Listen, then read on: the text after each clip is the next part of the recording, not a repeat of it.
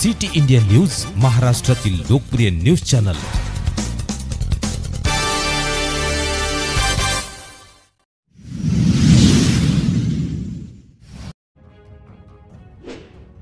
दलित बहुजनांच्या न्याय व हक्कासाठी दलित एकता आंदोलन, युवा पॅंथर संघटनेचा सांगली जिल्हाधिकारी कार्यालयावर मोर्चा। सांगली जिल्ह्यातील ग्रामीण भागात अनेक कुटुंबांना राहण्यासाठी घरे नाहीत।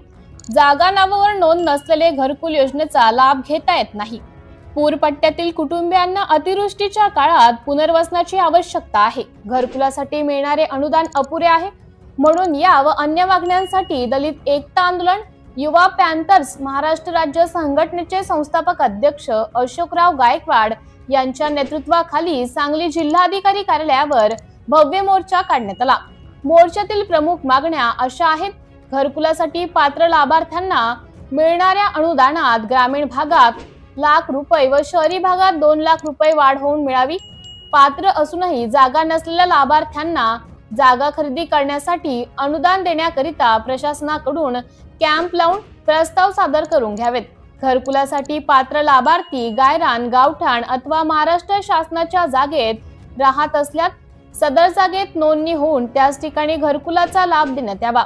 घरकुल योजनेतून पूर्वी घरकुलांच्या लाभात मिळालेल्या कुटुंबियांना 20 वर्ष पूर्ण झाली असल्यास त्यांना नवीन घरकुल मंजूर करण्यात यावे। पूरपट्ट्यातील कुटुंबियांचे योग्य ठिकाणी तात्काळ पुनर्वसन करण्यात यावे, अशा मागण्यांचे निवेदन देण्यात आले। मागण्या मान्य न झाल्यास शासनाविरोधात थेट मंत्रालयावर मोर्चा काढू असा थेट इशारा यावेळी देण्यात आला।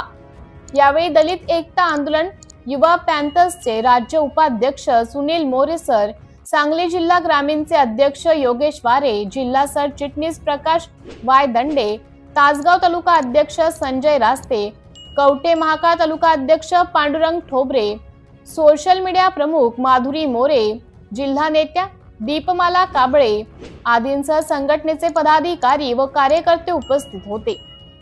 सिटी इंडिया न्यूज साठी जिल्हा प्रतिनिधी हरीश छबुताई, दिलीप वाघमारे, सांगली।